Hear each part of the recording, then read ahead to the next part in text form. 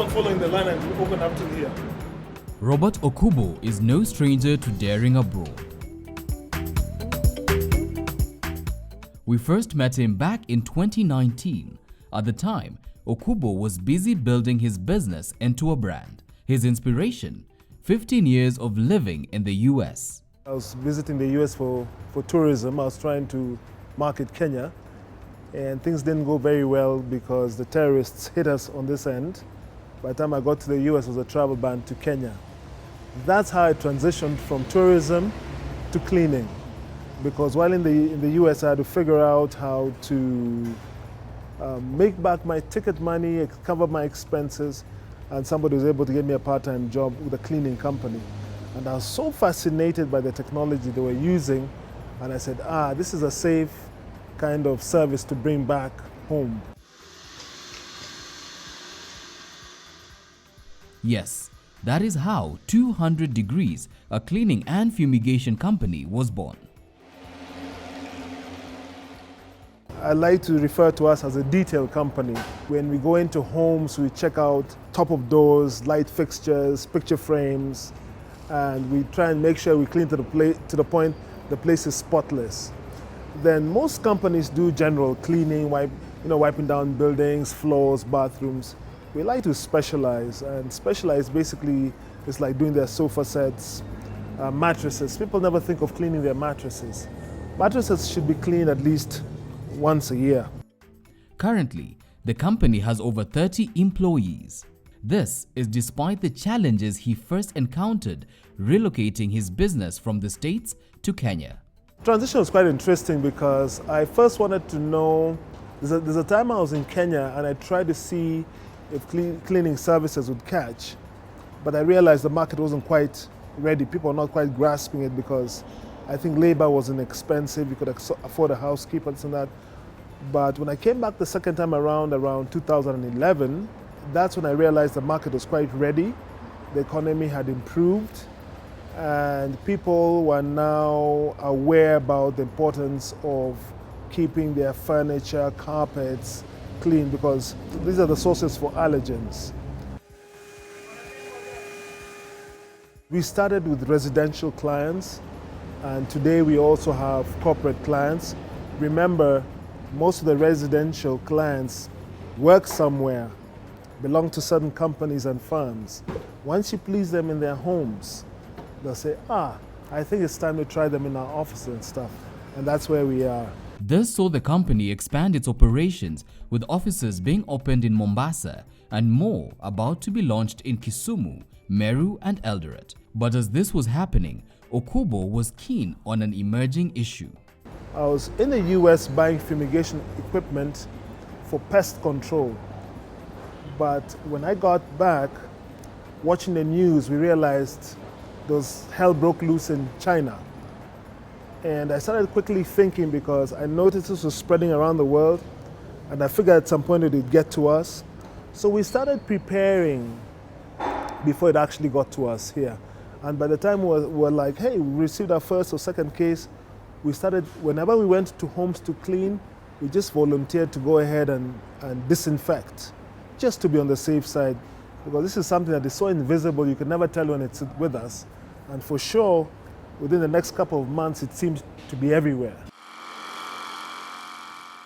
Armed with modern equipment, latest technical know-how and a passion to serve his fellow man, Okubo dove headfirst in the fight against COVID, putting his life on the line in the interest of flattening the curve. I think my biggest fear, I didn't want to be a sitting duck, because I could see what it did to China, and I was thinking to myself, how do we stay prepared if this happened to us? The first people I actually thought of were the neighborhoods, like the gated communities. We share gates, we share entrances, and that's where I started volunteering. Every time I cleaned, I'd ask a caretaker, while we're here, do you mind if we go ahead and fumigate your gates or your compounds? And people were very happy to receive this kind of service. Then I started thinking about our security. I thought to myself, if officers fell sick, who'd be handling our lawful affairs, So something told me, I tried to look at the costing Every time I walked into a client's house, I said, what can I sacrifice from every client so that I can give back to the police? We did Mtwapa, Nyali, Bamburi, Central. We did Maria Canyon the way to Nairobi. We've done Athi River, Bulolongo. We've done Langata, Kasarani, Lavington, Kilimani. And then on my way to Western Kenya, we did Eldoret, we did Mau Summit, we covered Port Victoria, we covered Busia. We went to places as deep as Matunda, somewhere close to Kitale. We've been to quite a number, I think at least 70 police stations. This is an important venture in that we as police officers, we encounter so many people. So you find in such situations, we police, we are the most endangered. This one will help us in a long way in solving those other issues that were not solved by covering our mouths, washing our hands, and doing all those protocols that are required. In addition to this, Okubo went a step further, finding the best possible method of sanitization. We finally got a sanitizer into the country that lasts 30 days on the surfaces. So basically you can spray it on your furniture, your clothes, your vehicle, the steering wheel, the doorknobs, your bathroom knobs, where people commonly touch, and it lasts 30 days. The beauty about this product, my close friend had it tested by Kemri, and by the 15th day Kemri was telling us, you know what, you need to come and pick up your certification. This thing keeps on killing. So this was a game changer for us, especially for those in the front line. By incorporating this product from New Zealand into his daily operations, Okubo has received a major boost in his efforts to secure Kenyan homes and businesses from COVID. So you can imagine having 24 hours and 30 days of peace, knowing a place is protected. And it doesn't harm you in any way. It doesn't. It's safe around kids. It's not corrosive, you know, and it's friendly. It's friendly to the environment. We get inquiries as far as Tanzania and Uganda, so we package them in 5 and 20 liters for those who think they can use it like that. But we offer the service because the important thing of having Zono is to make sure you're applying it the right way, and that's where we come in. So, for example, if you call us into an office and said, hey, we want you to sanitize this office, there's a technicality on how to go about it to make sure all the common areas are covered. That's where we come in.